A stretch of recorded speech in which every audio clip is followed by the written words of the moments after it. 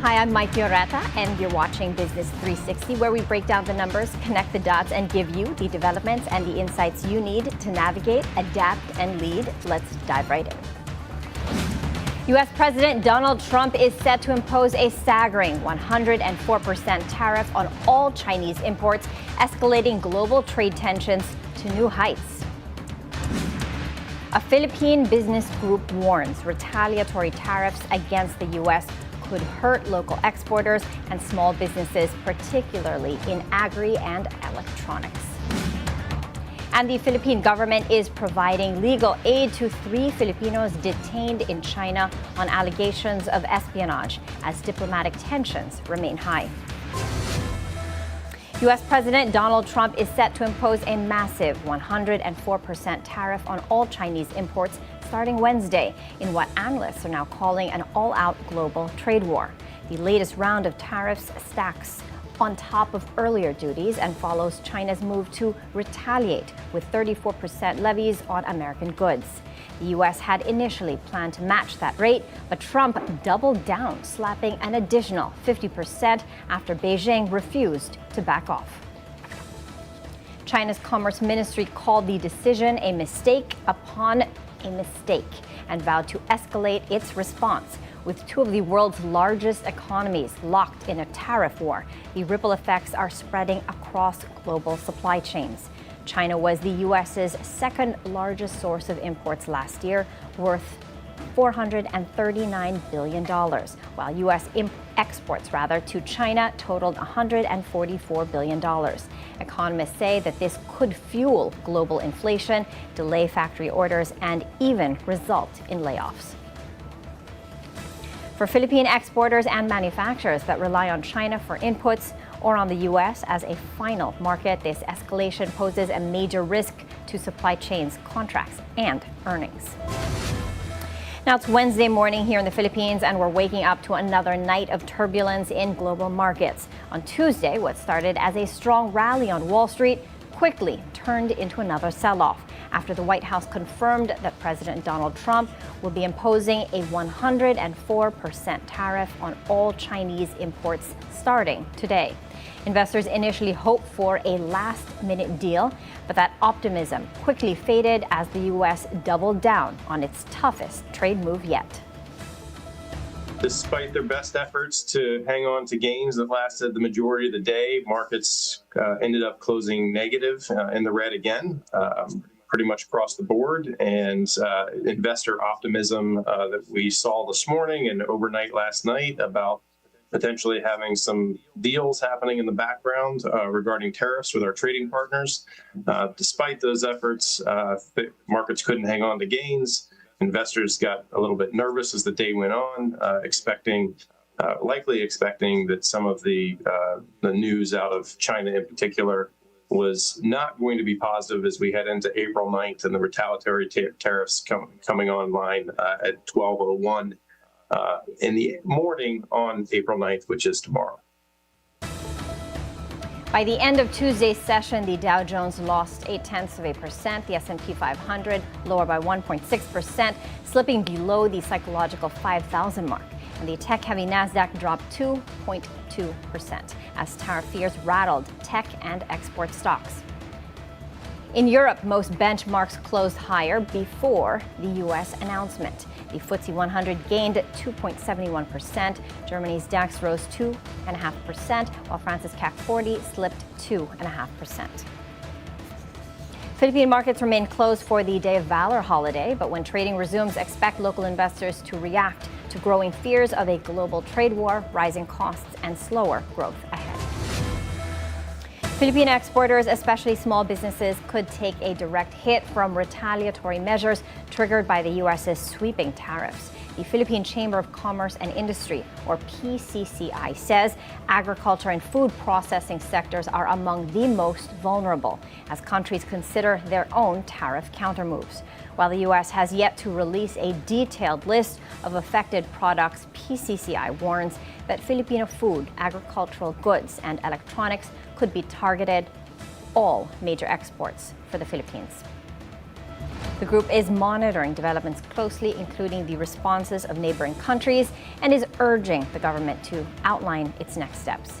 PCCI Chair George Barcelon previously told Bilyonaryo News Channel's trade talks that while they remain guardedly optimistic, the escalating trade tensions pose serious risks to Filipino exporters.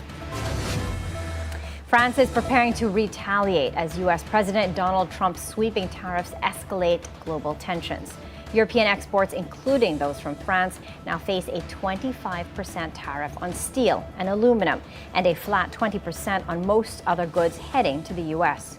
French President Emmanuel Macron calls the move a bad idea, warning it could unleash unnecessary chaos across global supply chains. The developments come as ASEAN, including the Philippines, scrambles to form a united response to Trump's trade crackdown. Leaders across the region have warned that if tariffs continue to spread, emerging economies could be squeezed out of key markets, just as they're trying to compete globally. The Philippines' dollar reserves slip in March, but remain strong enough to weather external shocks amid growing global trade tensions. Latest data from the Bangko Sentral ng Pilipinas shows gross international reserves, or GIR, stood at $106.2 billion at the end of March, down 1% from $107.4 billion in February. The BSP attributes the decline to the national government's foreign debt payments. But despite the dip, the central bank says the country's reserves remain a robust external liquidity buffer, equivalent to almost 7 months' worth of imports. In times of global uncertainty, from trade wars to financial volatility, strong reserves help anchor market confidence, support the peso, and protect the economy from external shocks. From dollar reserves to property demand, despite global uncertainties, signs of resilience are starting to emerge in the Philippine real estate sector. The two property consultants reports that condominium demand rose 14% in the first quarter of 2025, pointing to a modest recovery in the residential market. The firm credits recent policy rate cuts and developer promotions for boosting buyer interest. Still, LPC strikes a cautious tone, warning that recent volatility in global markets could slow momentum later this year. The jobless rate slips to a 2-month low in February as more Filipinos enter the labor force ahead of the summer season and the midterm elections. Sujin Kim has the details. As temperatures rise and campaign season heats up, the job market is moving in step with election activity and summer spending. According to the Philippine Statistics Authority, the unemployment rate dropped to 3.8% in February from 4.3% in January. Over 200,000 Filipinos found jobs in just 1 month. The services sector is leading the charge, driven by strong consumer demand. National statistician Claire Dennis Mapa said the biggest job gains came from accommodation and food service activities. Tatlo yung subsectors dito na nag-contribute. Una, itong restaurants and mobile food service activities na may dagdag na 281,000. Kasama na rin yung short-term accommodation activities na may dagdag na 75,000 at event catering na may dagdag na 42,000. There was also a rise in managerial position take-up. Ang substantial dito na may dagdag, about 162,000 ay yung mga restaurants managers. So this is related doon sa increase din sa ating food and accommodation services. Fishing and aquaculture also saw a sharp rise with over 300,000 jobs added. Ito yung impact ng magandang panahon. No? Normally, tumataas ito pag good weather at nakakalabas yung ating mga fisher folk. Meanwhile, Mapa says election-related employment could rise further through May. May isa tayong kategory kanina, yung other service activities, na doon talaga nagkaroon tayo ng pagdagdag doon sa activities of political organization. So ito siguro yung mga sumasama doon no, na naging empleyado or empleyo doon sa mga political organizations natin. But while some sectors boom, others are bleeding jobs. Nearly 1 million Filipinos lost their jobs in agriculture and forestry, followed by cuts in transportation, storage, and professional services. Sujin Kim, Bilyonaryo News Channel. U.S. President Donald Trump's latest round of global tariffs has rattled financial markets and pushed the world closer to a full-blown trade war. For a trade-reliant middle-income economy like the Philippines, this escalation is a wake-up call, forcing us to rethink how we protect our economic interests in an era of heightened global uncertainty. In response, the Management Association of the Philippines is calling for the creation of an Economic Security Council to help government and industry move in lockstep as the world enters a new, riskier trade order. Joining us now to talk about the big picture, possible policy responses, and how Philippine businesses can stay resilient is Rene Almendras, Chair of MAP's National Issues Committee. He is also the immediate past president of the Management Association of the Philippines and has served in key government posts as Secretary of Energy, Cabinet Secretary in charge of the entire cabinet, and Acting Secretary of Foreign Affairs. Hi, Rene. Good to have you with us. Morning, Maiki. Thank you for inviting us. You're the first one to call, and we're here. Yeah, I mean, it's good to have you. Diplomacy has never been this dynamic and this exciting. And you bring a rare dual perspective, having served at the highest levels of government and business. So we're happy to have you today. Thank you. I'm not claiming to be an expert. I think my only advantage is I've been on both sides of the fence. Absolutely. So we're going to have a good discussion and learn from you. U.S. President Donald Trump is set to impose 104% tariff on all Chinese goods. What was your initial reaction to this, and were you surprised? To be honest, no. As a matter of fact, this topic of trade war and economic security started last quarter of last year when the possibility of a second Trump presidency became very apparent. Many countries have started discussions on it. I think what comes as a surprise is the veracity and the magnitude of the action. Yeah. People thought, the expectation, it's going to be China versus U.S. But then It's Liberation global. Day was Yeah. everybody. Vietnam, which was considered to be a very good friend of the U.S., got hit with something substantial. We got hit as well. So the act itself is not a surprise, but I think the magnitude and the veracity of the action is a surprise. And the bigger question is, where is this going to go to? Where is this going to end? Are we going to see the 104 go to 200 or something like that? Or to what extent? Or is the list of countries or the list of items being the moves are subjected tit to? for tat, the retaliatory, and nobody seems to want to back down. Some are more conciliatory, but this U.S. and China, it's gonna blow the whole trade order in another direction that we have yet to see. Yeah, I think every country, every progressive country's view right now is economic security. That, to me, is the overarching objective, target, aspiration of every country. Economic security is about ensuring the continued progressive growth of their economies. Economic security is about protecting, growing their industries, and utilizing their resources, and of course, financial stability. And guess what?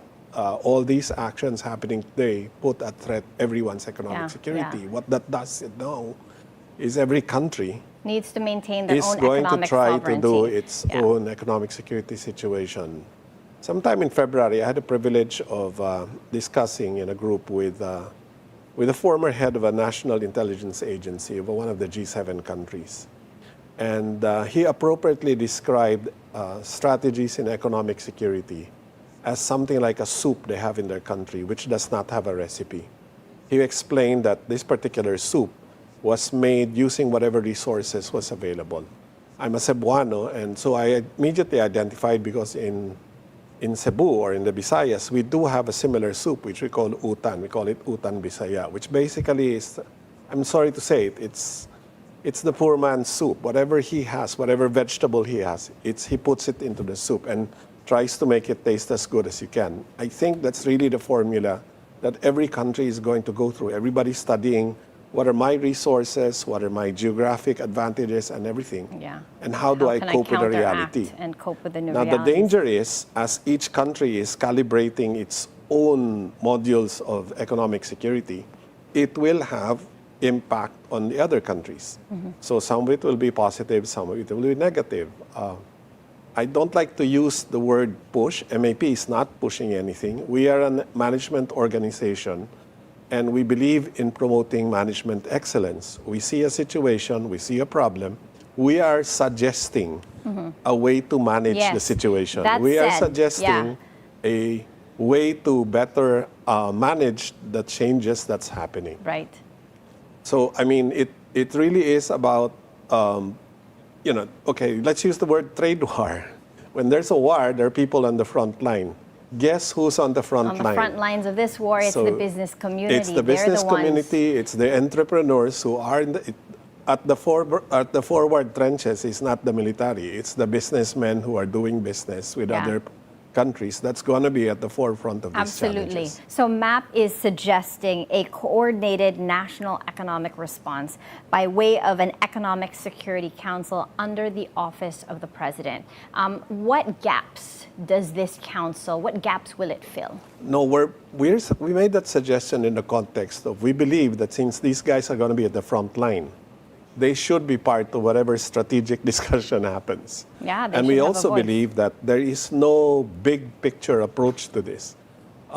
Every industry that will be affected by whatever tariff comes out. Remember, the tariffs will are not universal. Certain products, certain services. Therefore, it will affect certain industries in varying degrees.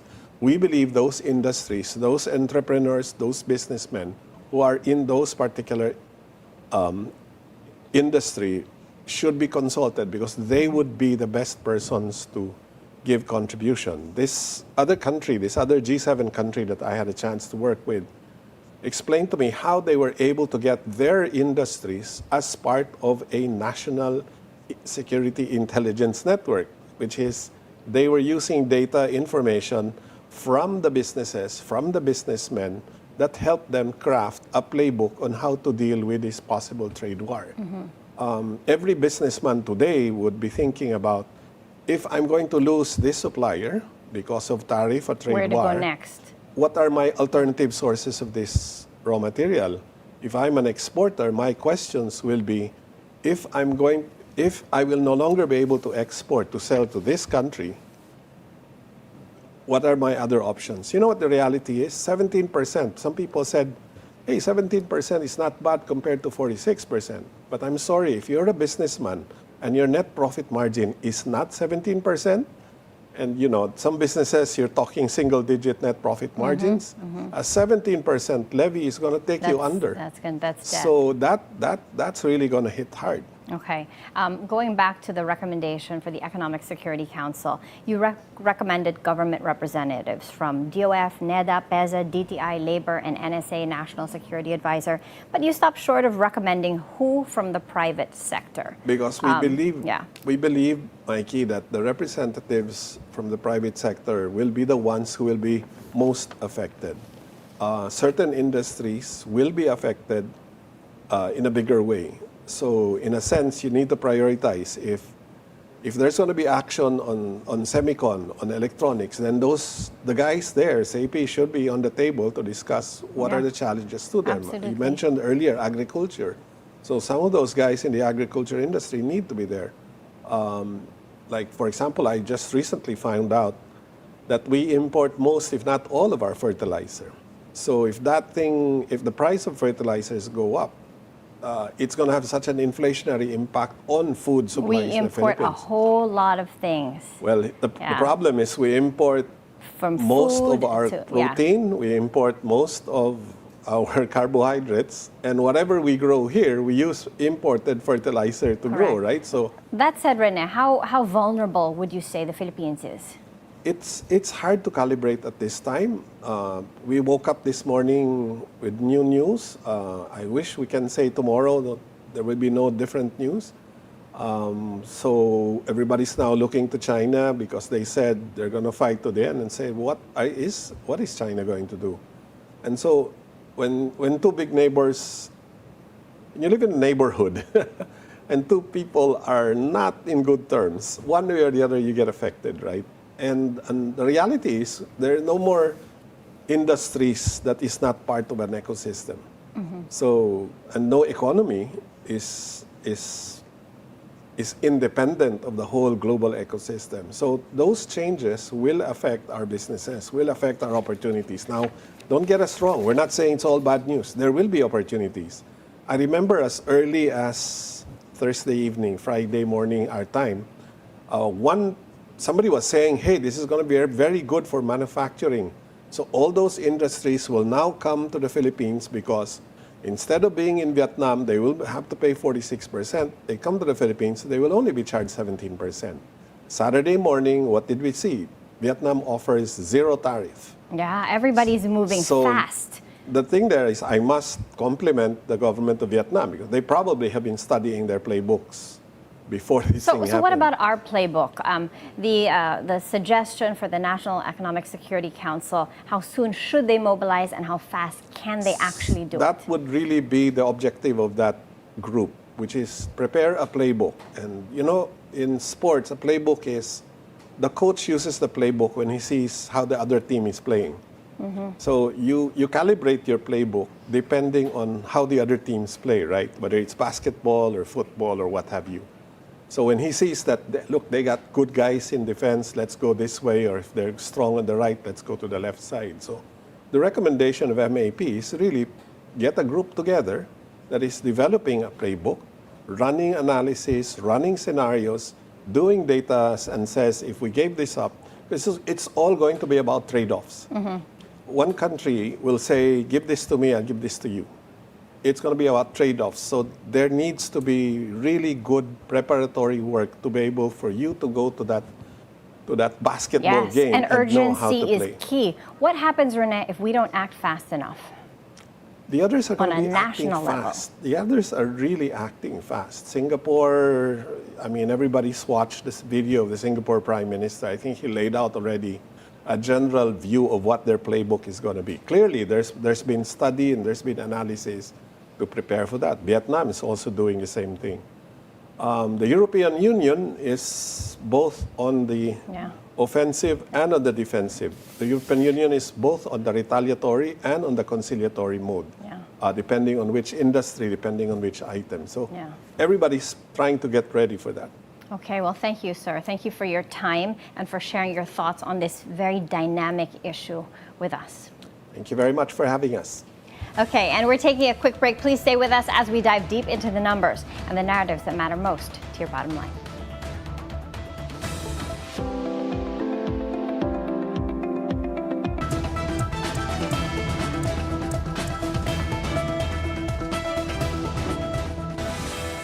The Philippine government is extending full legal support to the 3 Filipinos currently detained in China on alleged espionage charges. Foreign Affairs Undersecretary Eduardo Jose de Vega says that the government is funding legal counsel for the detainees and their lawyer is awaiting permission to visit them in detention. Chinese authorities in Hainan still need to approve the visit due to what de Vega describes as the country's strict justice system. The 3 detained Filipinos were former scholars under a program linked to a sisterhood agreement between Hainan and Palawan. The National Security Council earlier denied the espionage allegations, stressing that none of the 3 have military backgrounds. Now, Prince Harry is back in London, not for a royal event, but to fight a legal battle over security. And while it may seem personal, this case is raising big questions that resonate in global business. How much security is enough for high-profile figures? And who pays for it when roles and titles shift? The Duke of Sussex is challenging the British government's decision to strip him of police protection while visiting the United Kingdom, despite still being 5th in line to the throne. Harry and Meghan Markle stepped back from royal duties in 2020 and now live in the United States. But his legal team argues that as a high-profile public figure facing credible threats, the decision puts him at risk and sets a dangerous precedent. The Court of Appeals is expected to issue a decision soon, one that could reshape how VIP security is viewed in the age of private citizens with global influence. And that's it for Business 360. I'm Maiki Oreta. Keep it here on BNC, the Bilyonaryo News Channel.